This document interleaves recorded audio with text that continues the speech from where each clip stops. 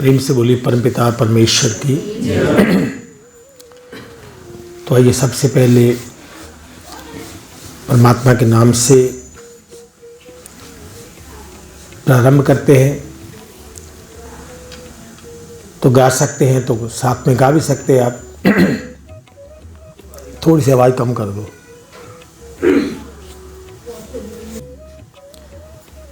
त्वमेव माता च पिता त्वमेव त्वमेव बन्धु च सखा त्वमेव त्वमेव विद्या द्रविणं त्वमेव त्वमेव सर्वं मम देव देव त्वमेव सर्वं मम देव देव त्वमेव सर्वं मम देव देव। गुरुर्ब्रह्मा गुरुर्विष्णु गुरुर्देवो महेश्वरा गुरुर्साक्षात् परब्रह्म तस्मै श्री गुरुवे नमः।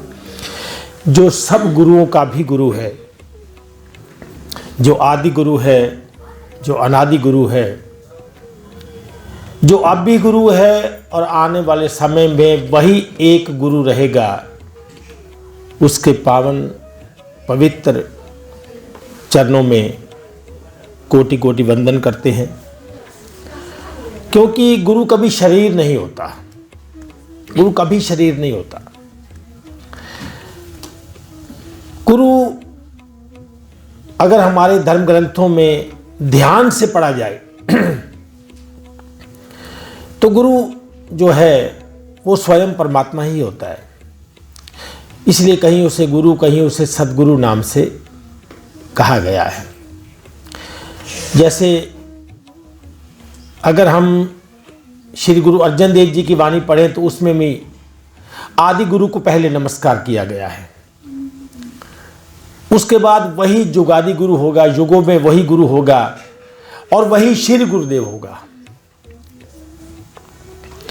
तो इसलिए अगर कोई शरीर को अपना गुरु मानता है कि शरीर गुरु है, तो शरीर तो मरण धर्मा है, शरीर तो मरेगा जाएगा, आए चले गए। परंतु शरीर का गुरु शरीर हो सकता है, शरीर का गुरु शरीर हो सकता है। और अगर मैं शरीर ही नहीं हूं तो फिर मेरा गुरु कौन हो सकता है? अगर मैं शाश्वत हूं, सनातन हूं, तो फिर मेरा गुरु शरीर नहीं हो सकता।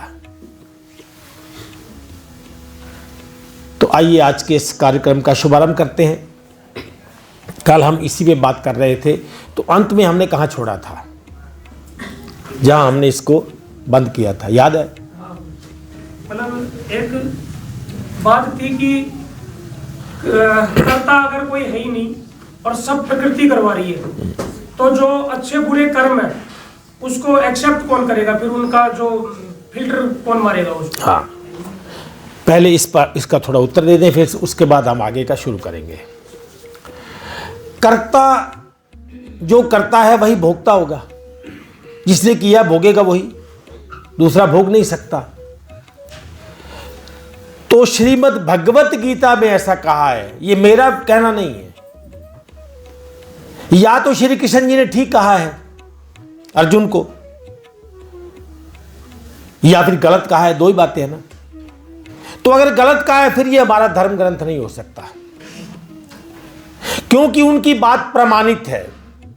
उनकी बात जो है वो प्रमाणित है कि हे अर्जुन, संपूर्ण कर्म सब प्रकार से, एक तो संपूर्ण कर्म, एक सब प्रकार से, मानो पर उस कर्म के जितने भी प्रकार हैं, चाहे वो पुण्य का कर्म है, चाहे वो बुरा कर्म है, चाहे अच्छा कर्म है, शुभ कर्म है, बुरा, जो भी कर्म है, सब प्रकार से प्रकृति के गुणों के द्वारा किए जाते हैं। ये जो नीचे लिखा है 3 गुण, सत, रज और तम, इनके द्वारा किए जाते हैं। सत, रज, तम के बिना गुण नहीं कोई कर्म हो ही नहीं सकता। तो संपूर्ण कर्म सब प्रकार से प्रकृति के गुणों के द्वारा किए जाते हैं। फिर भी या परंतु जिनका अंतःकरण मैं करता हूं ऐसा मानता है, तो वो क्या हुआ? या तो भ्रम में है या अहंकार में है, या तो भ्रम में है या फिर अहंकार में है। दो ही कारण है। उसको अहंकारी कहा गया कि मैं करता हूं। अब इस कर्ता पे थोड़ी बात करते हैं कि मैं कहां कहां कर्ता बनता हूं। दो प्रकार के नियम हैं, एक अदृश्य नियम, एक दृश्य नियम। एक जो दिखता है, एक जो नहीं दिखता है। यही है ना। पहले जो दिखता है उस पर बात करते हैं, क्योंकि वो तो हमारे सामने ही है। जो दिखता है वो तो हमारे सामने ही है। जो नहीं दिखता वही अदृश्य है। तो जो दिखता है पहले उसको देखते हैं। अब जितने भी हम यहां भाई बहन बैठे हैं, सब में एक क्रिया जो सब की समान रूप से है, वो है हमारी श्वास क्रिया। सबकी समान है। किसी का कोई और तरीका है श्वास लेने का? तो ये इसका कर्ता कौन है? मैं या मैं नहीं? या तो इसका कर्ता मैं हूं या फिर मैं नहीं हूं। तो अगर इसका कर्ता मैं नहीं हूं, तो मानो शरीर को चलाने वाली जो भी क्रिया है ये मेरे वश में नहीं है। इसका कर्ता मैं नहीं हूं। तो मैं नहीं तो कोई और तो है ही। मैं नहीं तो कोई और है। तो जो और है, फिर शरीर का चालक कौन हुआ? वही चालक, वही हुआ। और अगर चालक वो है, तो इसको इसमें स्थित भी वही रखे हुए है। अब इसके माध्यम से अनेकों क्रिया हो रही हैं शरीर में। जैसे हार्ट बीटिंग हो रही है, सबका जो दिल है वो धड़क रहा है, वो ठक ठक ठक ठक ये लगातार है। ये इसका कर्ता मैं हूं? नहीं। उसके बाद इसके माध्यम से जो रक्त है वो क्लीन होकर, साफ होकर सब नाड़ियों में जा रहा है। पांवों के अंगूठे से लेकर सिर की चोटी तक सब चल रहा है। अब इसको कितनी स्पीड से चलाना है, कितना ब्लड कहां देना है, ये मेरे कंट्रोल में तो नहीं है।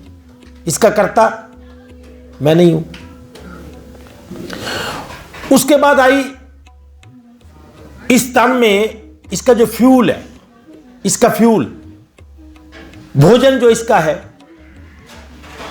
उसके लिए प्यास की अनुभूति, प्यास की अनुभूति जो है वो भी एक संदेश के माध्यम से मिलती है हमको।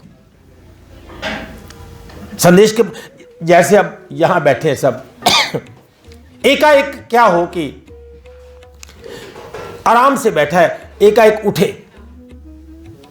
तो कोई कारण होगा उठने का, कोई तो कारण होगा। चाहे उसने मात्र मान लो उसने मूत्र विसर्जन के लिए जाना है,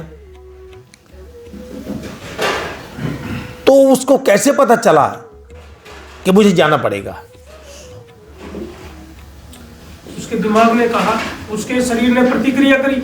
हाँ, शरीर ने प्रतिक्रिया की तो ये जो अपना हेड ब्रांच है ये उसको एक्सेप्ट किया, फिर उसको है कहा कि भाई जा। इसका कर्ता मैं के मेरा, मेरे वाले हो रहा है।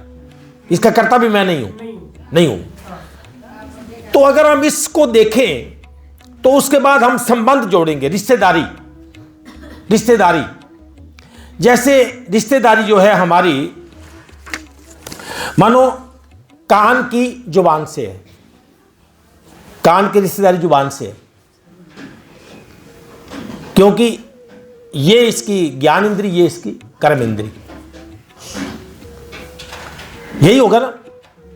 तो ये आपस में इंद्रियों से बरत रही हैं, इंद्रियों से बरतती हैं। इसका कर्ता भी मैं नहीं हूं। इसका कर्ता मैं नहीं हूं। मुझे लगता है कि मैं हूं, भ्रम होता है कि मैं हूं। सुनने की शक्ति मैंने बनाई नहीं, ना ही मैंने बोलने की शक्ति बनाई है। अगर मैं बनाता तो आज भी बनाने की क्षमता मेरे में होती। मैं नहीं बना सकता इसको, यह भी मेरे बस में नहीं है। तो पहला संबंध हुआ, पहली ज्ञान इंद्री और कर्म इंद्री है कान और जुबान। अब सारा दिन हम इसी से बातचीत करते हैं, सारे वार्तालाप, गाली गलौच, निंदा चुगली, प्रशंसा, प्रेम की बातें, नफरत की बातें, इवन के सत्संग प्रवचन भी इन्हीं के माध्यम से हो रहा है, और कोई रास्ता नहीं है।